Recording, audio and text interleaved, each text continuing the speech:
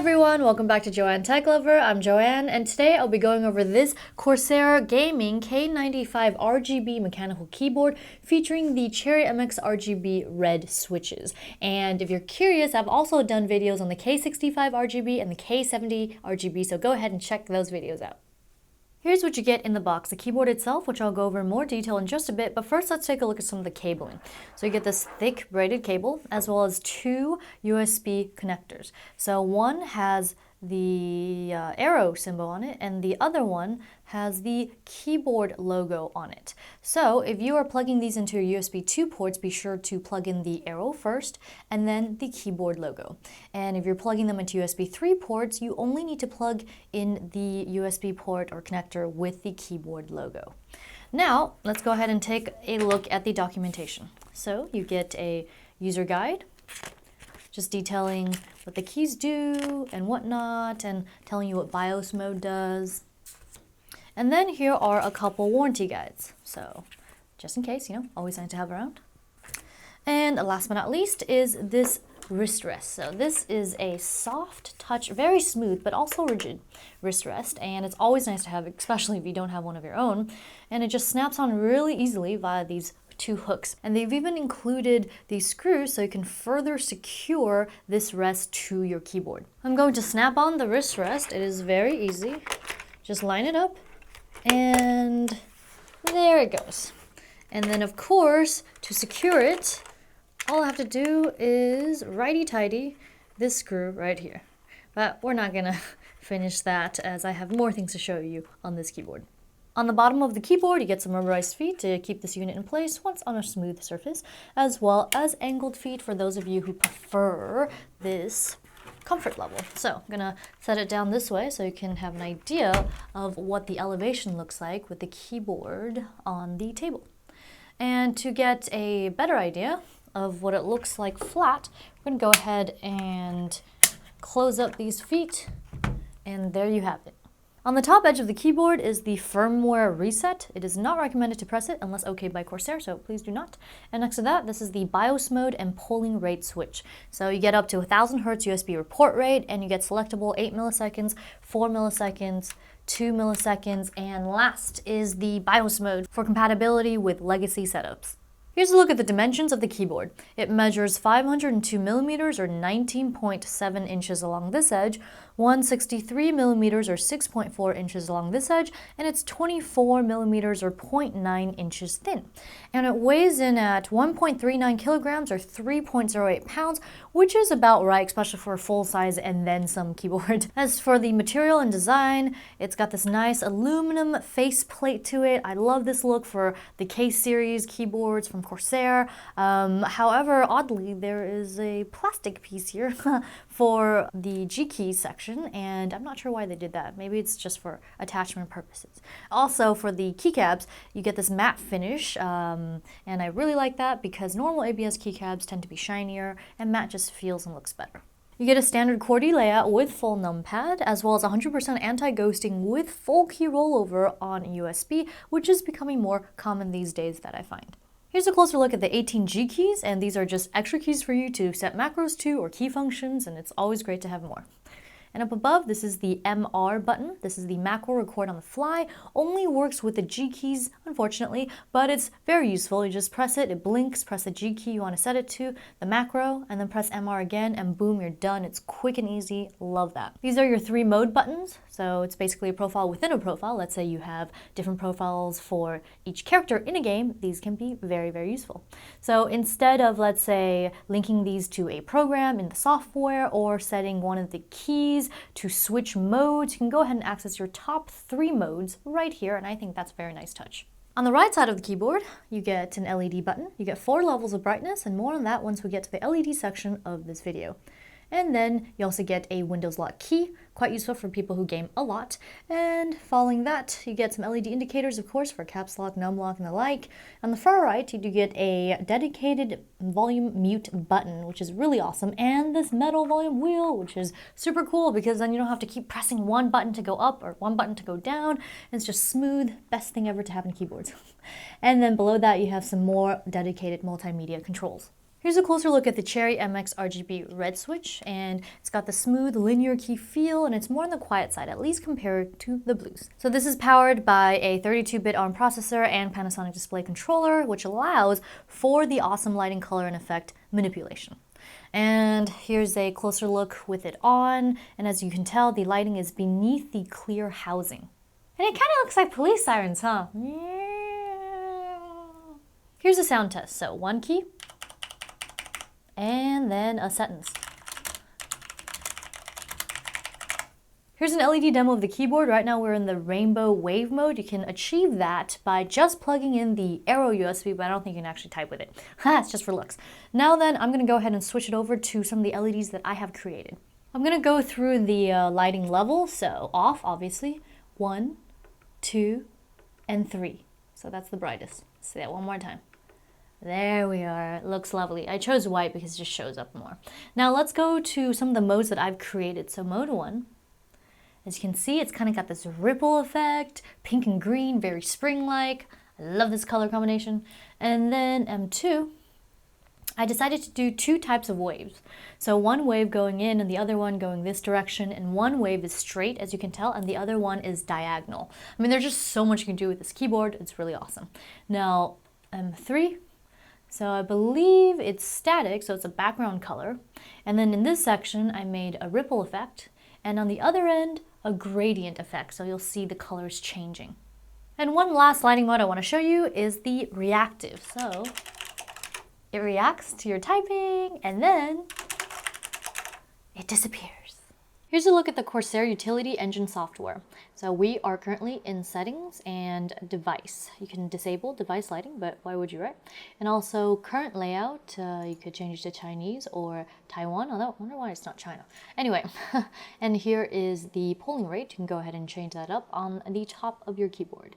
And you can also update firmware. That's what I did when I plugged this K95 in, since I've never plugged it into this particular system before, and it is recommended. Now then, let's go ahead and go to Program. In here, you can toggle with your language settings, on-screen display settings, as well as your media players, and let's go to Support. You can go ahead and get online support, the user manual, technical support, as well as a look at your system info. Hopefully nothing too embarrassing here. Alrighty, let's go ahead and move on to the lighting. So you can create a new lighting profile here, or take a look at the ones that you've already created from the past. You can import, export lighting effects from your friends, or just something you see from the discussion forum, which might be really cool and you can't replicate. And let's go ahead and create a new one. Let's say you want to do ripple, and let's just call this test 1 or something. And notes, for no reason. And you can go ahead and change up the intensity here, add various tabs. We're just going to do 3 to keep it simple. You can move these up or down, as well as add color to it. For example, let's say you want this to be blue, and then you want this, sorry, gotta click on the actual tab, and you want this one to be green. I know blue and green never go together, but you'd be surprised how pretty some of this stuff looks. And then edit this and make this yellow. I think that is a lovely combination. Change up the tail, the velocity, as well as the duration, and you can even flip it. Oh, very cool. Now let's go ahead and just click OK, and test 1 has been created. Now if you want to delete it, just right click and delete. A lot of the stuff in the software program, you can just right click and get to certain actions that you might need. Now then, let's go to actions. Same thing with lighting. So you can import, export, or create a new one, macro, text, keystroke, anything that you want. It's literally quite limitless. And then let's say I'm just going to call this test 2. And notes meaning like, for nothing in particular. And let's say you don't want any of these delay or repeat or whatnot actions. So just record, and you want to do 1, 2, 3, 4, 5, 6, something simple, easy. And then you stop. And then you can go ahead and assign this to key later on, and I'll show you in a bit. Now let's go ahead and click OK and click out of here. And test 2, there it is. Okay, and those are my notes. And as you can see, I've done quite a bit. I love banana. Alrighty, now let's go to profile. You can go ahead and create a new profile here, link it to a program, or you can go ahead and import export. I mean, there's just so many things you can do with the software. And let's say you are on profile 1 or something and you want to delete the profile, whatever you would like to do with it. But let's go to Joanne's K95 RGB. You can save a profile to device memory, which is pretty awesome, and that means that you should be able to take it with you on the go and then plug it in and be able to access it. And you could also get type lighting, which means if you type on the keyboard, let's say it's not lit at all, you know, it'll show up lighting, like whatever you decide to assign it to. You could do single key or multi-key enable, and if you click enable, it will disable. So let's go ahead and go into these modes. So M1 to M3 are the mode, I'll call them menu profiles, or just profiles inside of the big profile. And you can go ahead and press the M1, M2, and M3 on your keyboard. As you can tell, my mouse isn't moving, and you'll be able to access these specific modes. Also, if you want to create a new mode, go ahead and click this plus icon and rename it, and boom, we've got a new mode. And let's stay on mode test, and I want to show you how to assign functions to the keys. So I believe pretty much every button on here you can assign a function to, and oh, except for the volume wheel, but that's not a button. Anyway, so I reassigned the brightness key once and it works, so I just wanted to let you know. So what you can do is open up the action list, and let's say you want to drop this specific macro into Q. And do you want to override? Yes, I do. And then let's open up the notepad and press Q. Hi there, thanks for supporting JTL. Yes, I appreciate it mucho. Or you could go ahead and reset to default, clear, and we're just going to reset to default. What you can also do is click mode selection switching or profile selection switching. Let's say if you didn't link to a program, or you want to access more of the modes or profiles that you've created in the software. And if you want to assign a new action and you don't want to take it from the action list, then you just click this and boom, you're in this menu again. And I just really want to say Minions because I've seen so many trailers lately and I just really want to watch it. So let's hope I spelled this right. Now let's click stop and okie dokie. So open this up once again. Q should be Minions. I kind of wish they existed, but weren't so clumsy and evil. Alrighty, so that's how you assign functions to your keys. Now let's go ahead and go to performance. So you can either, when the WinLock key is on, disable Windows key, but you could do, you know, Alt F4, Alt Tab, or, you know, whichever ones you want, or all of them if you want to have on is okay. And let's go to lighting. I'm pretty sure your favorite part. So I already showed you how to do a new lighting profile from here, but let's go ahead and try to assign group lighting. So let's say I want to highlight this group here. And you can go ahead and assign a new lighting to this group here. But as you can see, ripple and wave, because these are group effects, you need to add this group of lightings to an actual group title. Anyway, I just wish it was a little more user-friendly in this way, although solid and gradient are doable, which is not so bad. So you can either do that, or you can go to the lighting effects list, and let's say you want to add gradient. So as you can see, yes, it works. But let's say you want to do, I just want to show you that it doesn't work, wave. And it'll say group lighting type cannot be assigned. So you're like, how do I do group lighting? Add to new group, remember, right click.